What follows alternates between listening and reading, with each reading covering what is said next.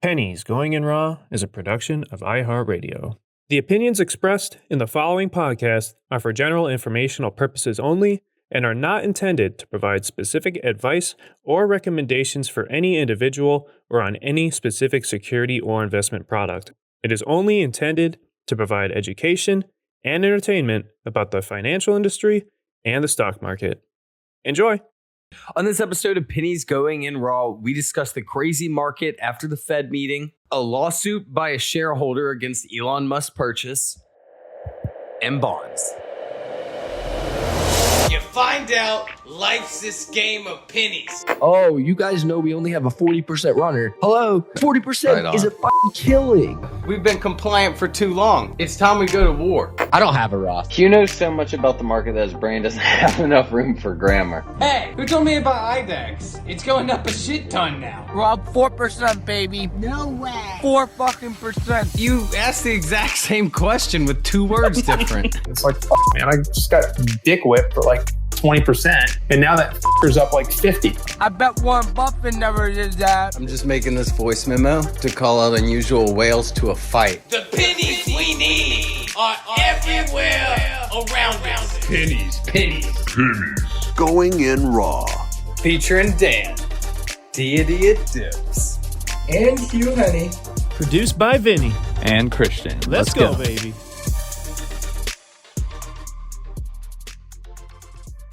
Welcome back to another episode of Pennies Going in Raw. Today is Sunday, May the 8th, aka Mother's Day. So happy Mother's Day to all the mothers out there. What a fucking wild market after that Fed. I mean, going up to 430 and then going back down to 410.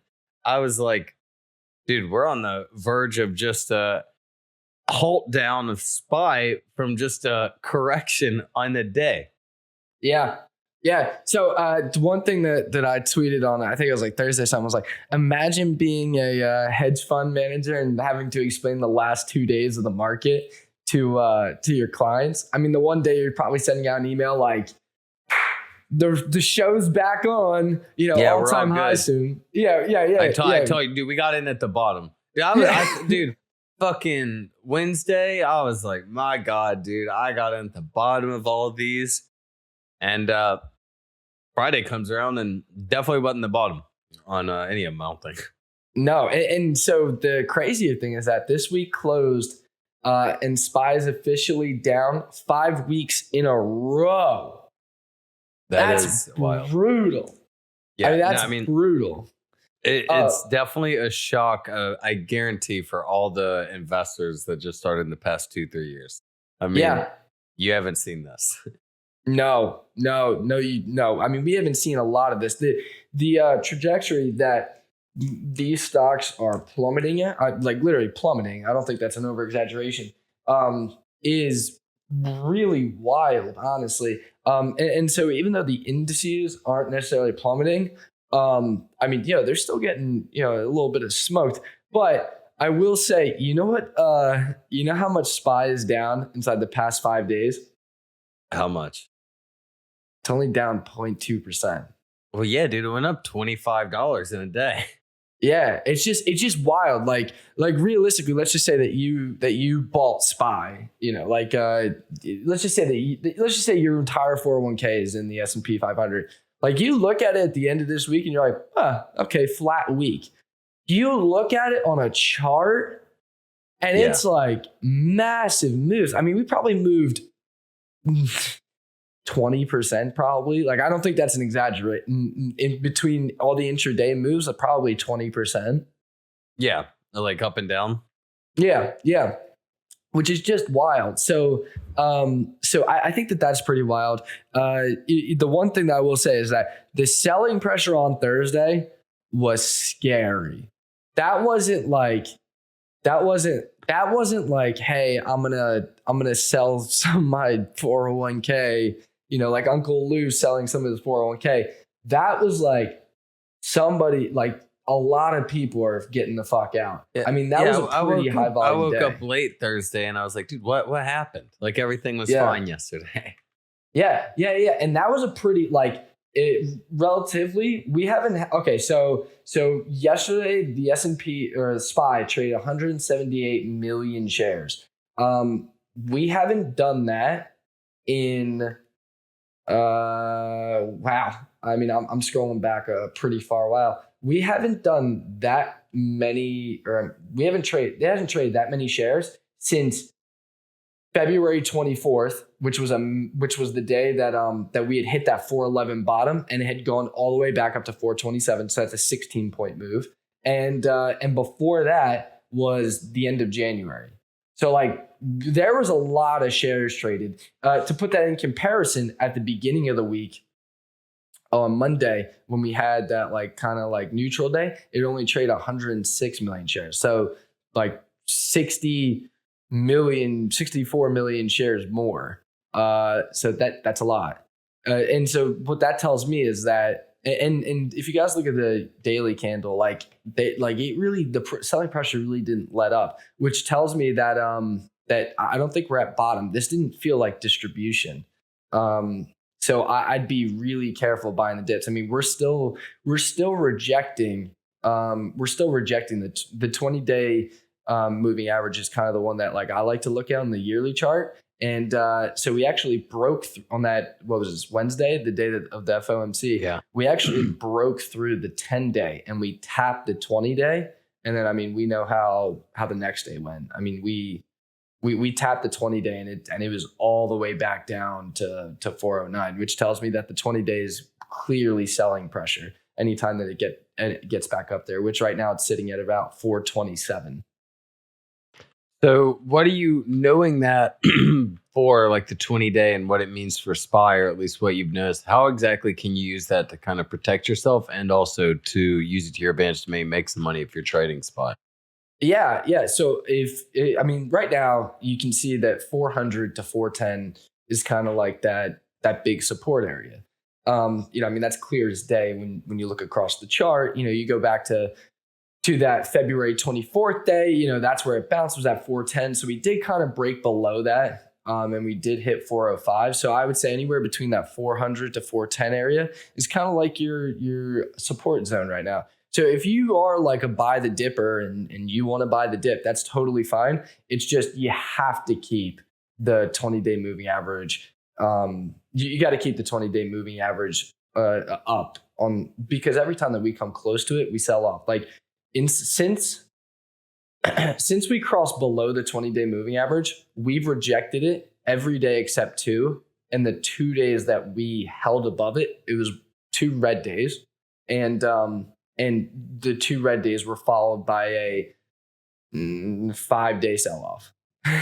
So it's something where, if you're going to buy the dip, that's totally fine. Do your strategy. However, keep the 20-day up, because right now it looks like that's the spot where the selling pressure comes in like crazy.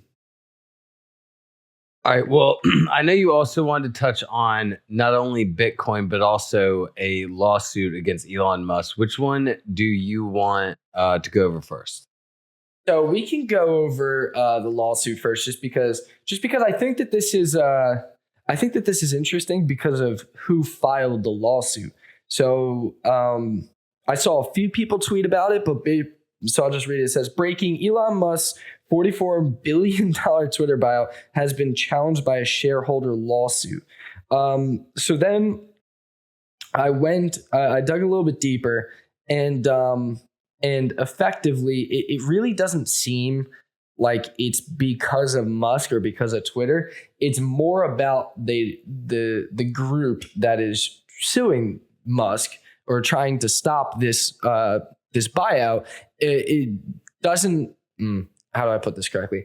They don't want an individual person to have that much power, or they feel that by him buying Twitter, it shouldn't be allowed because he's too rich. It's like the same activist group that wants a billionaire tax. So I think that that's important. I do think, however, that something like this, although I don't think that they have really a leg to stand on, this is something where if enough people get behind it, it could kind of speed bump the acquisition, which some analysts were saying that the acquisition would be done by as early as December, maybe Q1 of next year. If you have to start dealing with some of this stuff, that's where some of these things can be dragged out. Especially if, like I said, if enough people get behind it. So if it's not just like one person or like one group of people, but you have enough people working towards a goal. And like I said, is that if it's really not about Musk and about Twitter, it's about like billionaire tax and wealthy people having too much power and money being power. And so there's a lot of different groups behind that subject and that topic. How are they just like, hey, yo, this is messed up, he can't do this? I mean, what's the legal ground exactly? Yeah, that's what I mean, is that there's really no legal ground to it. It's more like, hey, like one man shouldn't be able to buy Twitter. And so with that being said, like I said, is that I don't really think that they have a legal foot to stand on. However, again, I don't think it's really about Twitter, which is, again, like they don't have a foot to stand on about it. But because there's the idea or the topic, there's enough activist groups against it that it could create like a little bit of a headache. I don't really think that it'll do much in the long run, but it's one of those things where like it can be a nuisance, and it can be something that drags out. Can we get the update on Tesla? We have the price, but what do you think are the chances, if you were a betting man, does he end up like a year from now? Is Elon Musk, does he own Twitter? Yes, I think he does. Because the other thing, and I saw the headline this week, was that he was already getting funding from different PE shops, just in case Tesla did come down to that level. So, and it's the same thing that we thought, that even though, he could potentially get a margin call, we thought that someone else would step in, and so it would reduce his shareholder. It would reduce his share, his shareholder stake. But again, it's better than having to liquidate your multi-billion dollar Tesla position. All right. Well, getting into another thing Elon Musk loves is Bitcoin.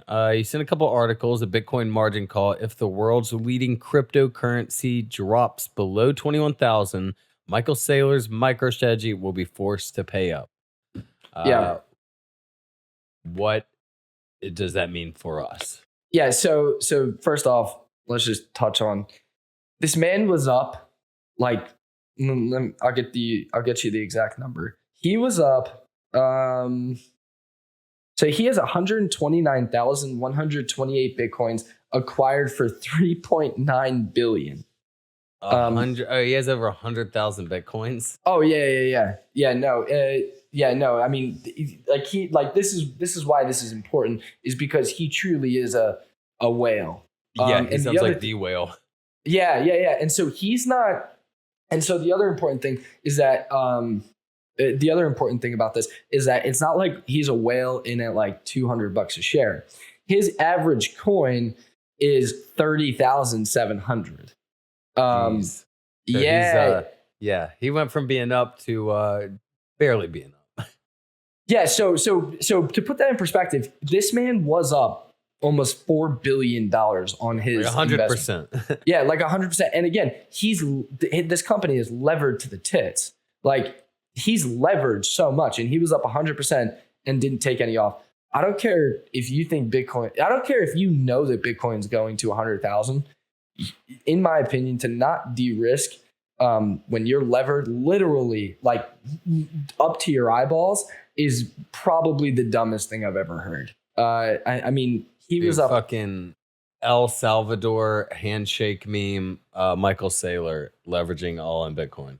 Yeah, literally. And that's, and that's like the scary thing is that he's not the only one that's levered to the ass, which is the scary thing. So if you guys want to look, the public ticker is MSTR. Okay. Actually, there's a few guys that I know that are shorting this pretty heavily. And so the other important thing is that At 39,800, the company's holdings were worth over 5 billion, but the company's market cap is only 4 billion. So, that's a little concerning.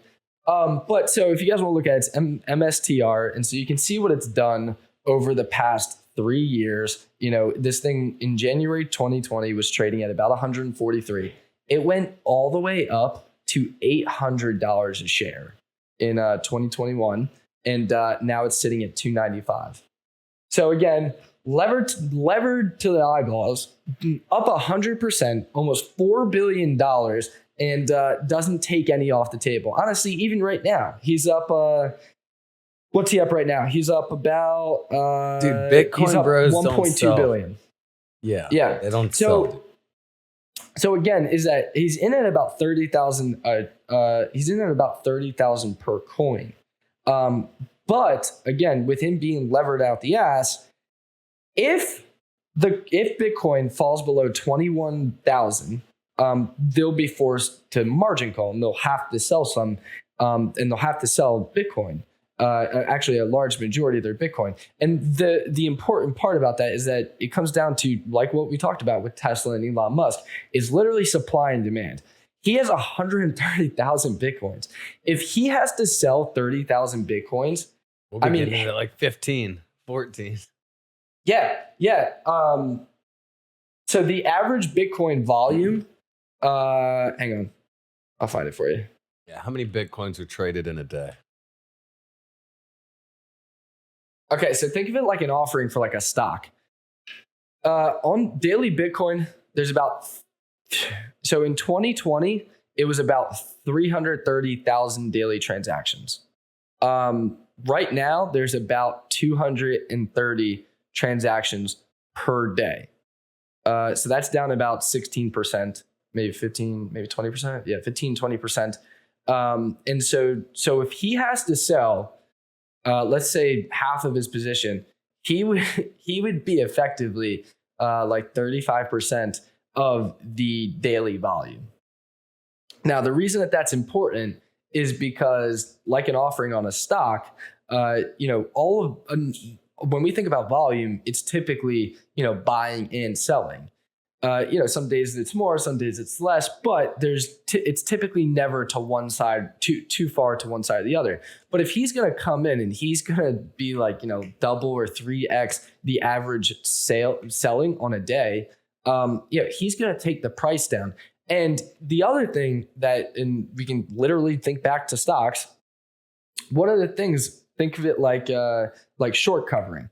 When shorts start to cover, what usually ends up happening? You get short squeeze. And when there's a short squeeze, it's shorts over shorts covering themselves, because when one short has to cover, typically a bunch of other shorts has to cover, and they start stumbling over each other. Well, if we think about that price, that 21,000 price, if he takes it down into the teens, which, based on math, he probably would, then he's going to trigger other margin calls. And so, we think about we could think about so many other people that are leveraged heat to the ass. He's just one of the only ones, or he's just one of the biggest ones. So, and then you start getting the conversation where you start getting, you start getting people who maybe bought at 40,000 who are now down 50%. And they're like, what the hell? Maybe I'll just sell this. What the hell is Bitcoin? I thought it was a, hedge to inflation. I thought it was a hedge to the market, but it just seems to following the market, and then you start getting the panic sellers. And so very quickly, it's one of those things where Bitcoin could end up underneath 15,000 pretty fast. All because of fucking Michael Saylor. Oh, yeah, Michael. Yeah, he's the sole reason from 60,000 to 15,000. What a fucking asshole. but then again, you start let's think about our parents. Who do our parents think of when we think about the market? Probably Warren Buffett, because he's been around forever. You look up Warren Buffett's comments on Bitcoin, and it's all, I wouldn't buy all of Bitcoin for $25. I feel like that's just not smart. I feel like, $25. We could take the gamble. Yeah. Yeah, no. So- I mean, I would. That's financial advice. Yeah. So I think that that's the thing that, like, obviously a lot of things have to happen, and Bitcoin's still, 50% higher than where that margin call would happen. But you see how it quickly gets down this slippery slope. Just like the stock market, except there's no what's the word I'm looking for? No halt downs in Bitcoin. I mean, it'll just 24 hours a day, it'll just roll down the hill. And so that's, again, what I think is really important when we think about, Saylor and some of the other guys. And even let's just say that, you bought Bitcoin at 10,000. Well, you were up 6 times you were up 6 times on your investment. And if you start to see that really dwindle down, and now you're only up, let's say 1.5 times, or let's just say, you're only up 70%, which is still, you're where's his stop loss? Yeah, exactly. So it's one of those things where, like, this can quickly turn into a bloodbath.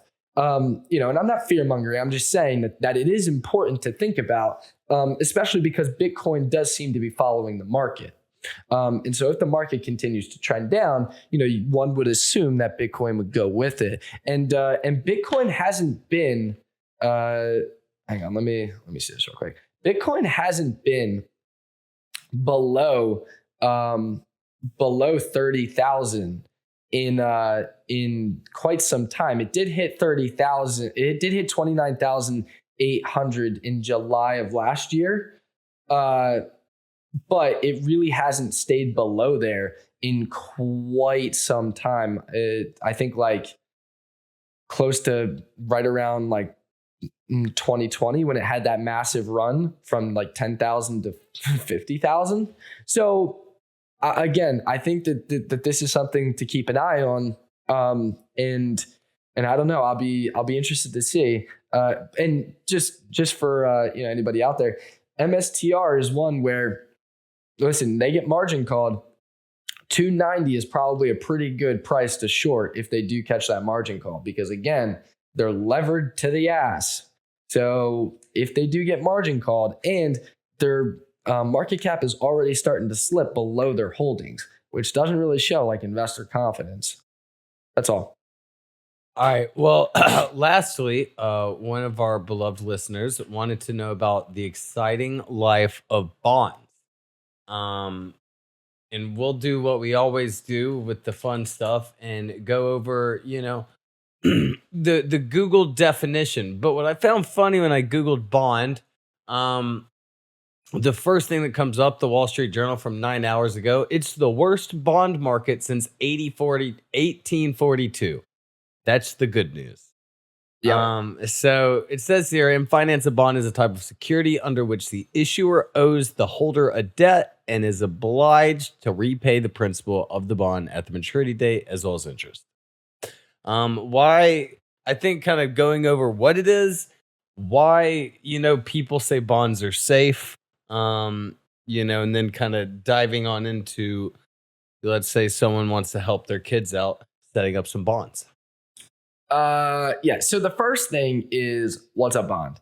Well, I feel like large majority of people that I talk to, the first answer that I always get when I ask, what's your first thought on bonds, is my grandpa bought me a 25 year bond.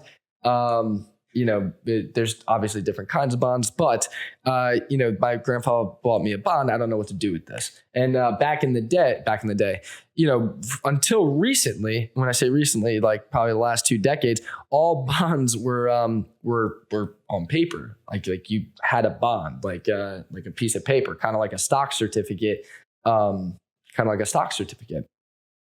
back in the day. And so the first thing that I'm always asked is a bond a good investment?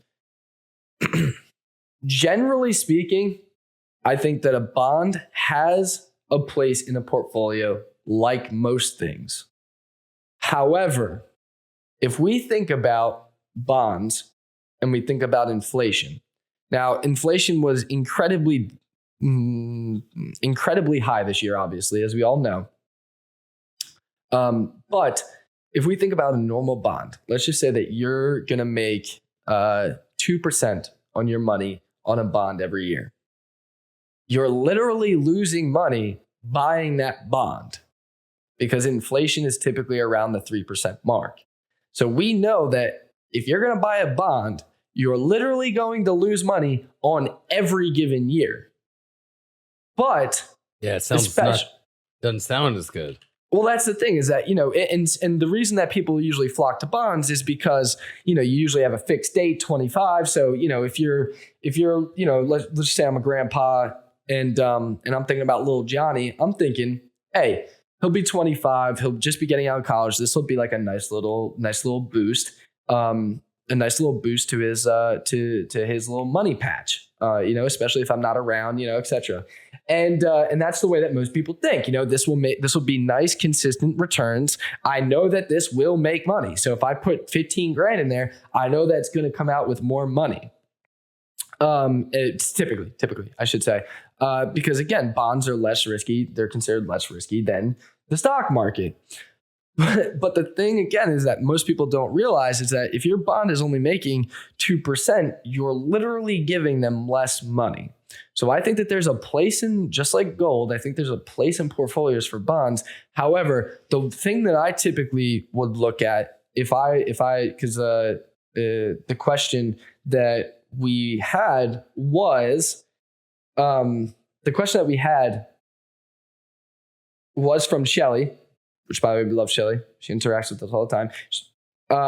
She said, I'm thinking about taking some serious bonds for my kids and I. If you need a podcast idea, I would love to hear your thoughts. One daughter graduates in 2023, the other in 2024, but she wants to. Thank you, because we always need podcast ideas. We do. And, but she wants to go to Japan next summer. Thanks in advance.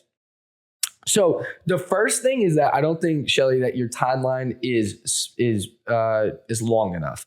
Typically, with most investments, I'm going to tell you that unless you're high frequency trading or you're maybe flipping like a house and you know what you're doing. Other than that, I typically would say that you want like a 5-year horizon. Even 2023 is only a year away.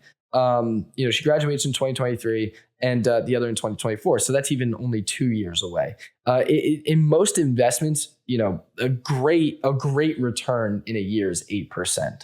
You know what I mean? That's not going to get her to fucking Japan, Hugh.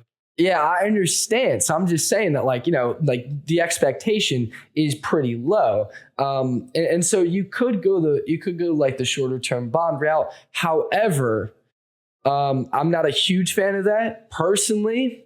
If you don't have a 5-year horizon, I don't necessarily think that it's a good idea to typically invest in anything. I know that's like not the answer that anyone's looking for, but if it was something where I could tell you like, hey, you're gonna make 20% on this year, then I would, who wouldn't do that? I would just take all of my money and just make 20% every year. So we'd be caked up. Yeah, exactly. I mean, and so would everybody else. And so there's definitely some riskier options to get returns like that. However, I just don't think that with the 1 or 2 year time horizon, that's enough time. Now the other question that I also get for bonds is, the 20-year thing, or like, what should I start for my kids? And typically, again, not a financial advisor, but typically I'm a big fan of 529s. And I'm a fan of target date funds. I mean, they have target date funds right now for like 2085. Like that's in 65 years. So even if your little Johnny is just popping out, 65 years from now, you got time. So I'm typically a big fan of Vanguard. I'm a big fan of Vanguard. Their target date funds. It's one of those things where you can just contribute to it, not look at it. Maybe $100 a month, or whenever you get some free cash, and you never have to look at it. That's what I'm a huge fan of. I'm a huge proponent of it. And again, it's not going to be like crazy returns, but it'll be consistent. It'll be safer than just throwing your money into individual stocks. And again, you don't have to worry about it, or worry about, switching over the positions and stuff like that, because as little Johnny gets older, they will change the holdings based on holdings based on aggressiveness. So when Johnny's younger, they'll be more aggressive, knowing that he has more time to make the money up. As to when he gets older, they will be less aggressive and put him into safer things, so to secure his net worth.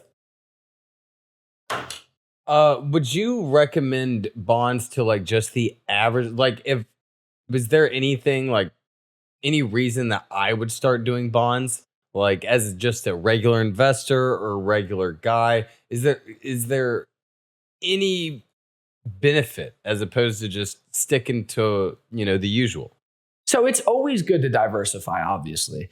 The way that I typically do it, or the way that like I really like people to, or the way that I, like when friends ask me, how do I do this? Typically, unless it's a mortgage or like a really low interest rate, like I'm talking like a 2% interest rate on student loans, typically, especially like credit cards. Let's take credit card debt.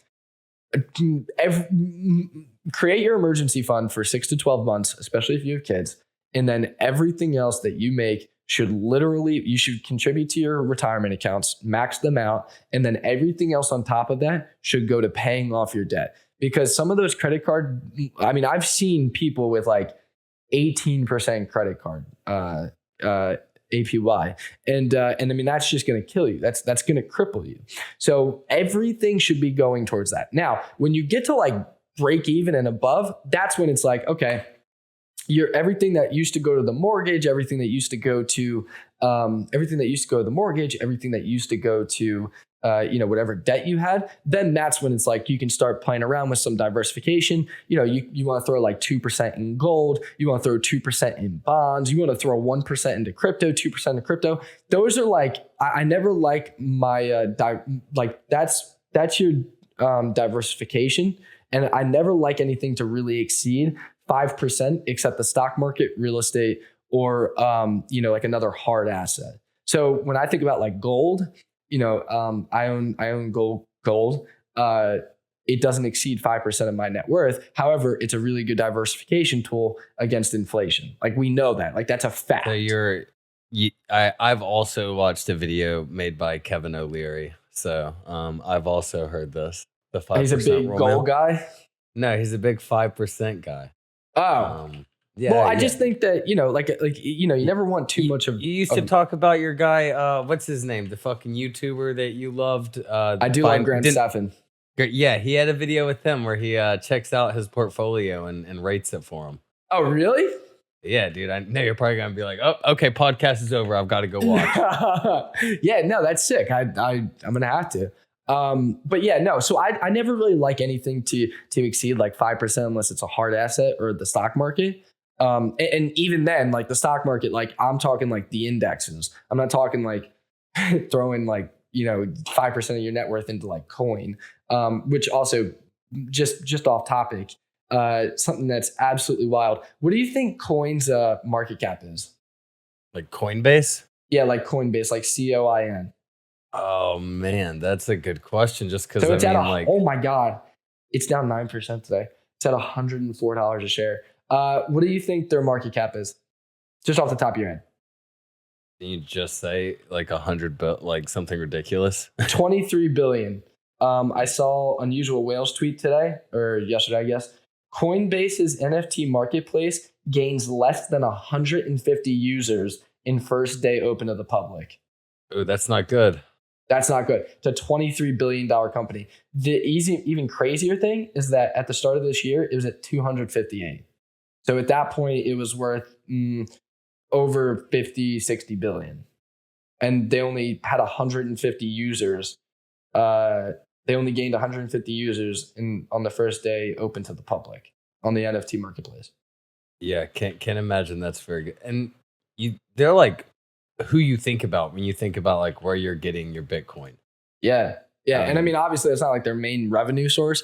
However, that market share is just getting smaller and smaller with all the different platforms. I mean, GME has like a marketplace now they just announced.